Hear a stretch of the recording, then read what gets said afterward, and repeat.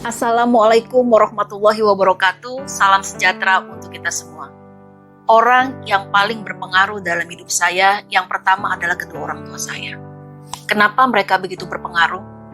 Saya ini adalah anak ke-10 dari 10 bersaudara. Ibu saya seorang ibu rumah tangga, dan ayah saya seorang pegawai negeri. Sebagai ibu yang tangguh, ibu saya memainkan perannya sebagai istri, sebagai ibu, mengasuh, memelihara, mendidik, dan melindungi anak-anaknya. Dan juga aktif di dalam kegiatan Dharma Wanita. Kenapa? Karena biasanya aktivitas seorang istri ditentukan oleh jabatan suaminya. Tapi di tengah kesibukan beliau, selalu memerhatikan anak-anaknya. Dari almarhumah ibu saya, apa yang bisa saya pelajari? Yang pertama adalah kesabaran dan keikhlasan. Sabar, dan ikhlas. Ya. Ibu saya mengasuh 10 anak, bayangkan tanpa pengasuh, tanpa babysitter.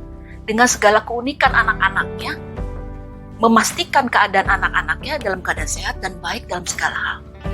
Yang kedua, yang saya dapat pelajari dari ibu saya adalah ketangguhan beliau. Dalam kondisi yang sakit pun, beliau selalu memperhatikan keluarganya sampai dengan akhir hayatnya. Saya mengenal sosok ibu saya sebagai orang yang sangat sabar, penuh semangat, dan tenang dalam setiap menghadapi masalah. Bagaimana dengan ayah saya? Dari almarhum ayah saya banyak belajar. Yang pertama adalah bekerja keras dan kegigihan beliau. Kenapa? Beliau usia 15 tahun atau 16 tahun merantau ke Jakarta dari salah satu desa di wilayah Banten. Dan alhamdulillah berkat kegigihan beliau, berkat ketekunan beliau, akhirnya ayah kami bisa mencapai keberhasilan di Jakarta. Yang kedua adalah tentang kedisiplinan. Itu yang saya bisa ambil dari ayah saya. Kenapa? Ketika kami masih kecil-kecil, bayangin 10 anak yang jaraknya 1 tahun 1 tahun. Itu ayah saya memastikan ya, sebelum maghrib sudah harus kembali ke rumah. Ya, giliran siapa? Giliran ibu saya yang manggil-manggil anaknya. Ada yang main kelereng, ada yang main ular tangga, ada yang main macam-macam. Itu harus sudah kembali ke rumah. Itu sebelum maghrib. Supaya apa? Yang laki-laki bisa ikut ayah saya ke masjid.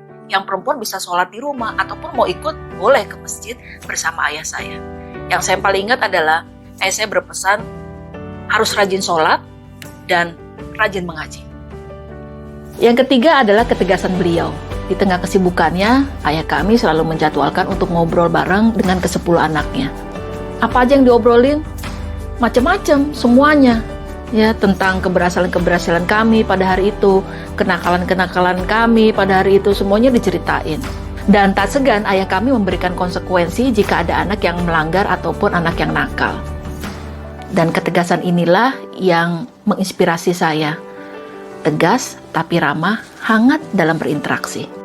Yang keempat, apa yang saya dapatkan dari ayah kami adalah berbagi ilmu.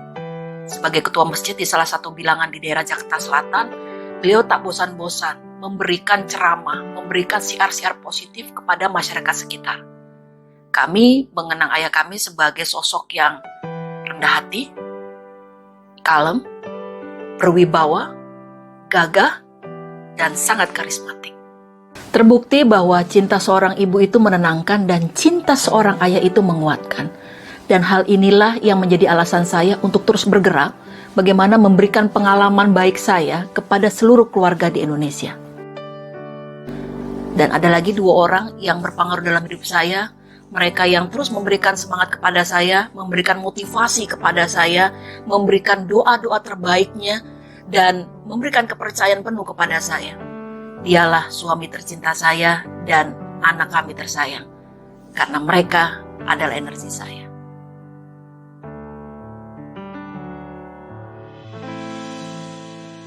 Banyak hal yang menjadi tantangan dalam melakukan perubahan mindset dan karakter.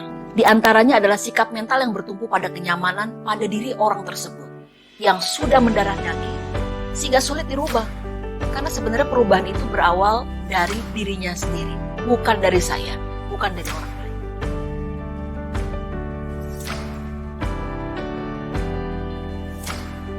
Tidak hanya menjalankan peran sebagai seorang istri dan ibu dari satu orang putri, saya memiliki profesi sebagai seorang motivational speaker dan praktisi pendidikan keluarga. Insya Allah, saya akan memainkan peran saya sebaik-baiknya dan memberikan banyak manfaat kepada seluruh masyarakat di Indonesia. Supaya apa?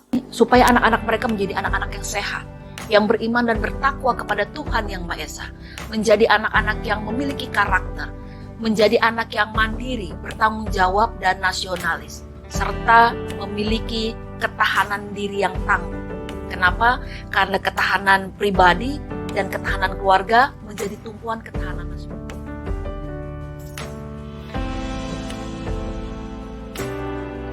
Kita tahu semua orang unik, termasuk anak kembar sekalipun. Dan keunikan ini dari Tuhan Yang Maha Esa. Saya memutuskan melakukan peran ini karena saya tahu apa yang menjadi kekuatan saya. Itu yang pertama. Yang kedua, karena saya suka melakukannya. Kedua hal inilah yang membuat saya melakukan pekerjaan ini tanpa beban atau effortless, sehingga hasilnya bisa memuaskan. Lakukan apa yang Anda sukai dan sukai apa yang Anda lakukan. Bagaimana cara saya melakukan peran ini? Yang pertama adalah pentingnya memahami diri sendiri. Kita tahu apa yang menjadi kekuatan dan keterbatasan kita. Dengan kita tahu keterbatasan kita tahu harus bekerja sama dengan siapa. Yang kedua, menerima diri apa adanya. Yang ketiga, dengan kita memahami diri kita dan menerima diri kita apa adanya, kita dengan mudah mengembangkan diri kita dengan mudah meregulasi diri kita. Dan yang keempat tentunya, kita akan mampu memutuskan yang terbaik untuk diri kita dan memainkan perannya masing-masing sehingga apa? Bisa menjadi master di bidangnya. Dan tentunya yang paling penting adalah be yourself, but first know yourself.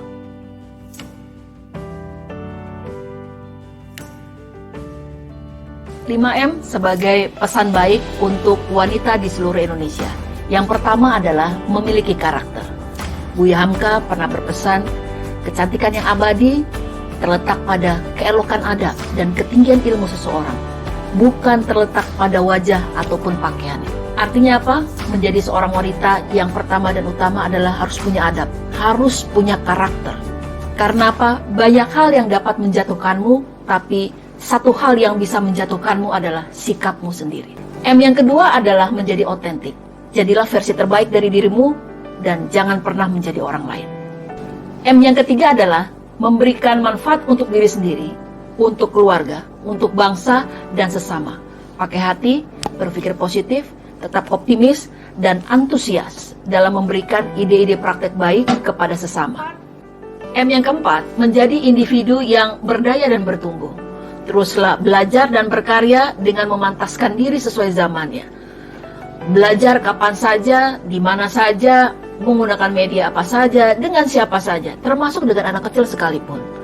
M yang kelima, tentunya apa? Mulai dari sekarang, nggak boleh tunda lagi.